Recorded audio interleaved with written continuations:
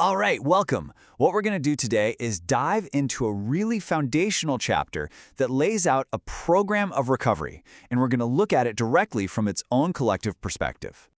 Okay, so how does this whole thing work? First, we're going to look at the path itself, the big picture. Then we'll get into the specifics, the 12 steps that are the real bedrock of the program. From there, we'll talk about the main problem it's trying to tackle, which is this idea of self-will. And finally, we'll wrap up with the practical side of things, doing a fearless inventory, and what this new way of living actually looks like. So right from the jump, the text lays out a really simple but powerful idea. It basically says, look, if you want what we have and you're truly willing to do whatever it takes to get it, well, then you're ready to start. And it makes a pretty bold claim, right? It says, rarely have we seen a person fail who has thoroughly followed our path. So for those who really commit, failure isn't common.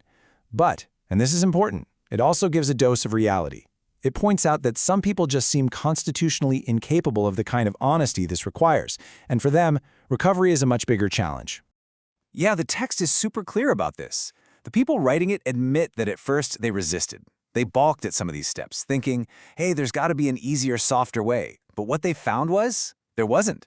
Trying to hang on to their old ideas just didn't work. The only way forward was to let go, completely. And that leads to this critical moment, this turning point. Half measures availed us nothing. That line says it all. We were stuck. The only thing left to do was to just completely give ourselves over to this idea of a higher power and ask for help. Okay, so what is this path, really? Let's get into the heart of the program now, the 12 suggested steps. All right, so these first 6 steps, they're really all about building a new foundation on the inside. It all starts with that huge admission of being powerless. From there, it's about coming to believe in some kind of power greater than ourselves. Then, you make a decision, a real choice, to turn your will and life over. After that comes the hard work, doing that searching and fearless moral inventory and admitting where we went wrong. It's really a process of surrender and taking a hard look at ourselves. Then the second half of the steps. The focus kind of shifts from what's going on inside to taking action outside. So after asking for those shortcomings to be removed, the work turns outward. You make a list of people we've harmed, and then you go out and make direct amends wherever you can. And the last few steps, well, they really set up a blueprint for a new way to live. Keep taking inventory, keep trying to connect through prayer and meditation, and finally, carry this message to other people. And here's a really important point they make. This is about progress, not perfection. The text is very direct about it. We are not saints. The goal isn't to be flawless. It's about being willing to grow along spiritual lines, using these steps as your guide. So, these steps are the solution. But what's the problem they're trying to solve? The text gets right to it. It's a life run on self-will. And they use this really great analogy to explain it.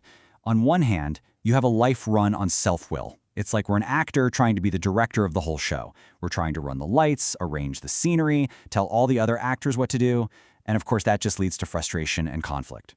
The other option, on the right, is to just accept our role as an actor, to understand there's a director in charge. And when we do that, the whole focus shifts from trying to control everything to simply figuring out what we can contribute. So it all boils down to one thing, really: selfishness, self-centeredness. The text says that is the root of our troubles. When we're driven by that, we're constantly running into other people, which causes all kinds of problems. The conclusion is pretty blunt. Most of our troubles are basically of our own making, all stemming from this unchecked self-will. Right, so once we make that decision to change, it's not enough to just think about it. The text is clear that a vigorous course of action has to follow, and that starts with a personal inventory. It's compared to a business taking stock. You have to take an honest look at what's damaged or isn't working so you can get rid of it. And where do we start this inventory? The text points directly at what it calls the #1 offender: resentment. It makes this huge claim that resentment destroys more alcoholics than anything else. It's seen as the root of pretty much all spiritual disease. And what's great is they give us a really practical example of how to do this. You see here, it's not just about listing who we're mad at. It's about digging in and figuring out why. What was the cause? And maybe most importantly, what part of us was threatened? Was it our self-esteem, our security, our ambitions? That's where the real insight is. So after you've made these lists, the process is about shifting your whole perspective. When it comes to resentment, it's about trying to see the other person as spiritually sick, just like we are, and finding some tolerance. With fear, it's about admitting that relying on ourselves hasn't worked and that we need to trust in a higher power. And then with our conduct, especially around sex, it's about reviewing the past and asking, where were we being selfish or dishonest or just plain inconsiderate? Okay, let's bring this all together in the final section and see how all this work builds a completely new foundation for living. So what's the payoff for all this work? Well, the text describes a pretty profound change.